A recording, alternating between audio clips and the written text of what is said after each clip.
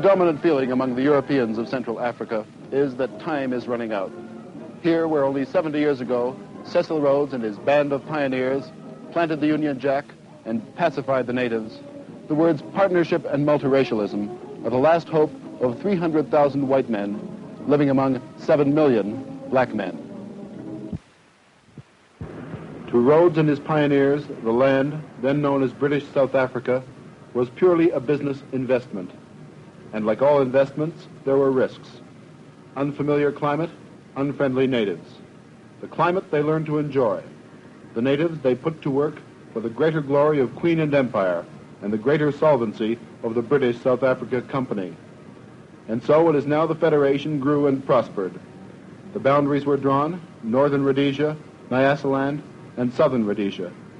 And the new pioneers came from a damp and decaying Europe to carve for themselves a clean, well-lighted place in the sun. They transplanted provincial England to Central Africa, but it grew up looking like Edmonton. Salisbury, capital of Southern Rhodesia and capital of the Federation of the two Rhodesias and Nyasaland. Federation, born in 1953, was a dream that the Southern Rhodesians had nurtured for a long time. As the great industrial and agricultural leader of Central Africa, she would have an easy market for her goods in the other two territories, while reaping millions in taxes from the mining corporations of the North.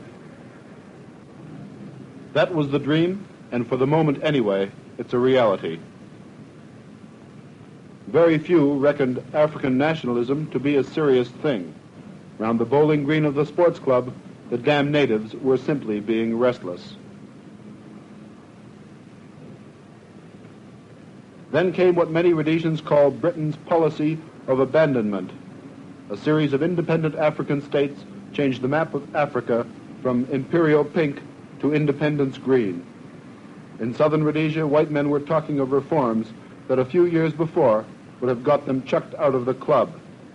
And two new words entered the vocabulary of the European Rhodesian: multiracialism and partnership.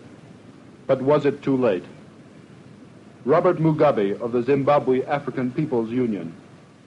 Well, we are totally opposed to the concept of multiracialism because it assumes in the first instance that the people have got to be arranged in compartments based on color. You have Europeans in one compartment, Asians and coloreds in two other compartments, and the Africans in another compartment. And immediately you talk of multiracialism, you are accepting as a starting point that the races are different, and this difference must be recognized. We are non-racialist in our approach.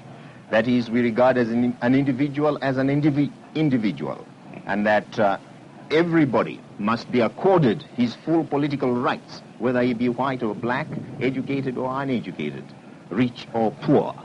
And this is exactly why we are at the moment struggling to earn for our people one man, one vote. Partnership and multiracialism were first mentioned in 1953. Desegregation of Salisbury's first bar took place 3 months ago. It's not quite apartheid, but the races are separated by legislation. This is Harare African Township, and if you are an African, you live in a township, unless you're a houseboy and have your own private hut at the bottom of somebody's garden. The government says the basis of true partnership is education. So far, not a single school in Southern Rhodesia in the entire Federation has been integrated. And the government says officially that there's no prospect of it in the immediate future. African education remains a hodgepodge of mission schools and government schools with incredibly low standards. An African can teach in one of his own primary schools with a grade 8 certificate. The number of Africans who pass their high school entrance exam is low. Yet in African high schools, there's desk space for only 1 out of every 16 children who reach high school level. But more and more schools are being built, teachers trained, housing improved, but all within the African townships. A multiracial society was one of the things forecast in the federal constitution 8 years ago. So far, many government officials admit there is very little evidence of it.